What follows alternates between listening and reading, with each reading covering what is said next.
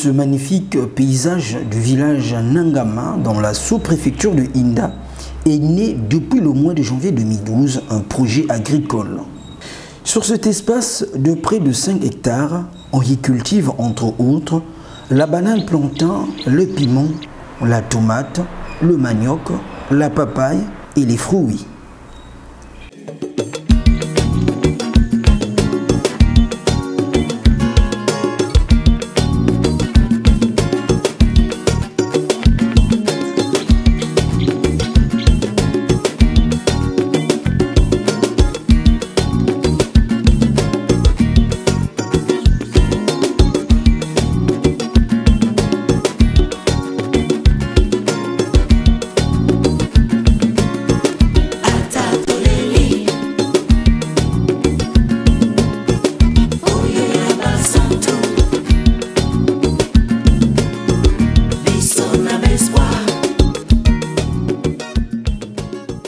Nous sommes dans les cultures de la tomate.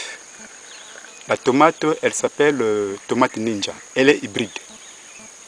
L'hybride veut dire que c'est des croisés. Donc on l'a croisée sur les zones tropicales.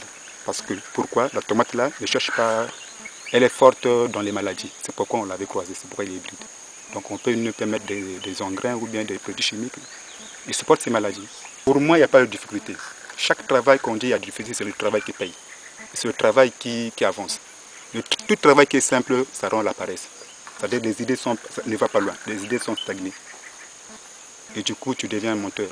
Parce que pourquoi tu n'as pas beaucoup réfléchi.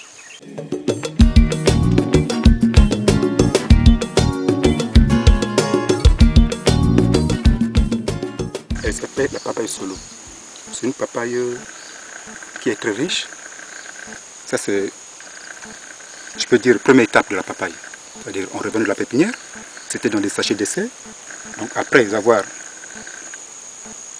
une certaine maturité, ou bien comment, on vient le mettre en place. Là, il est en place. Donc toute l'évolution va passer ici. Son évolution, c'est quoi? C'est de mettre toutes les herbes mortes. Quand vous faites le sarclage, de venir jeter les herbes mortes ici. C'est ça qui va le faire évoluer.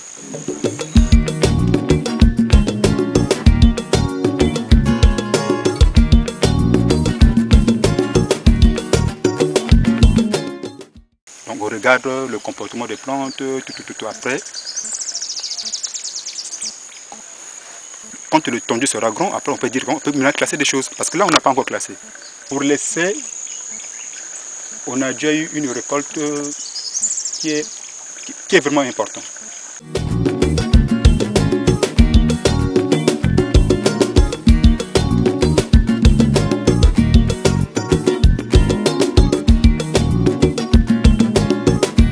C'est une banane plantain. Donc l'idée, la première idée de l'association, c'était d'abord de planter la banane.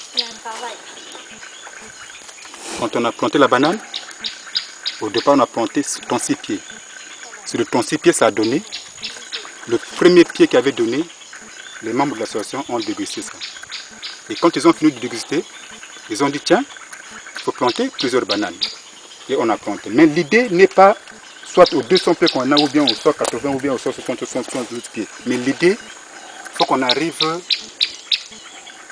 au moins même à 600 ou 1000 pieds de bananes, parce qu'on a de l'espace pour la banane.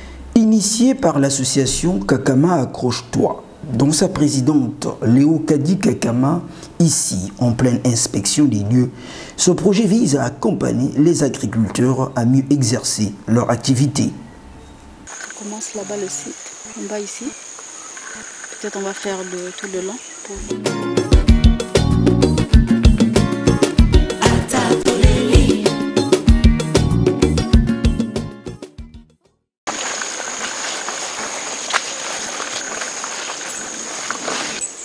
Donc là en haut, là c'est le piment qu'il a replanté pour. Donc là c'est la zone d'expérimentation des piments. Là ils sont en train d'élargir.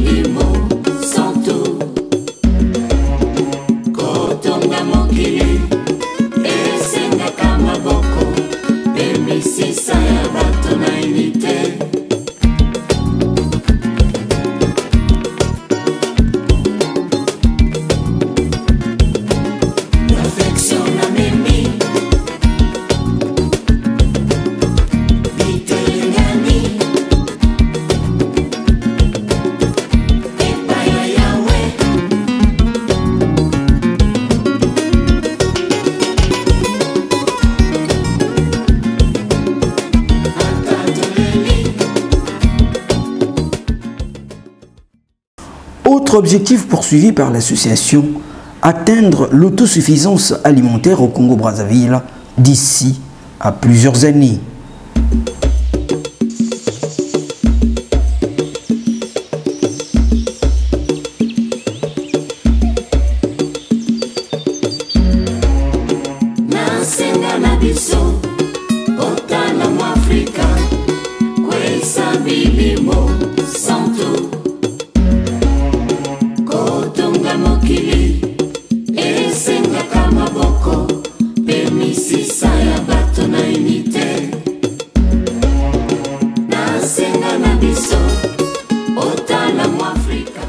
L'association Kakama Accroche-toi bénéficie de l'appui de la mairie d'Épines-sur-Seine en France.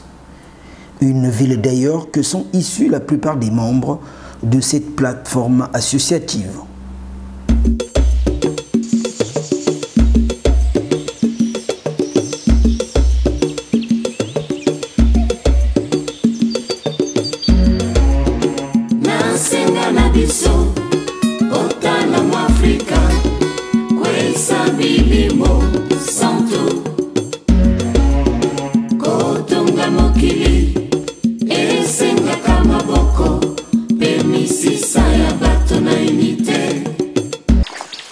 Donc dans cette zone-là, c'est la première pépinière qu'on avait plantée en 2012.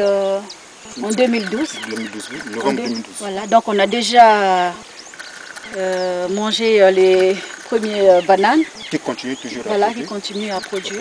Ça, c'est déjà prêt, on peut déjà la manger. Étant donné que le principe de la banane, quand ça pousse, il y a des enfants. Donc là, c'est les enfants qui repoussent à leur tour.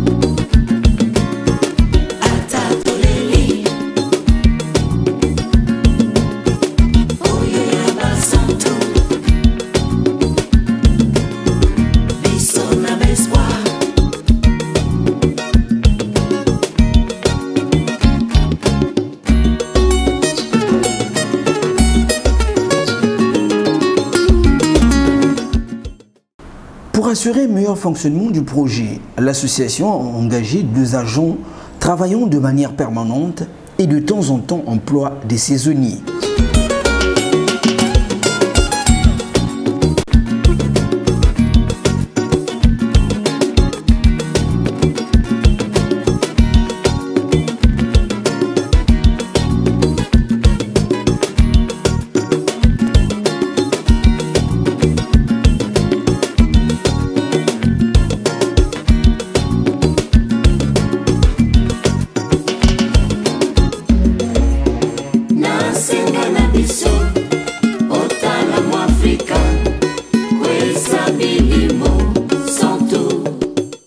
Fait marquant, la totalité des fonds perçus de la commercialisation des produits revient aux agriculteurs. Une manière qui, à l'idée des responsables du Kakama, s'inscrit dans le but de permettre au projet de disposer d'une autonomie financière un jour.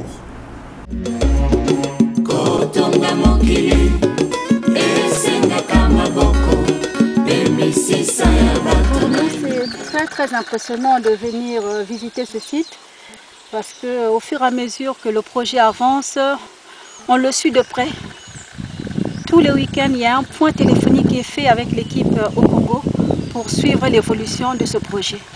Et donc ma venue ici au Congo, c'était pour me rendre bien compte et apporter aussi un cadrage selon notre vision au niveau de l'association en France là.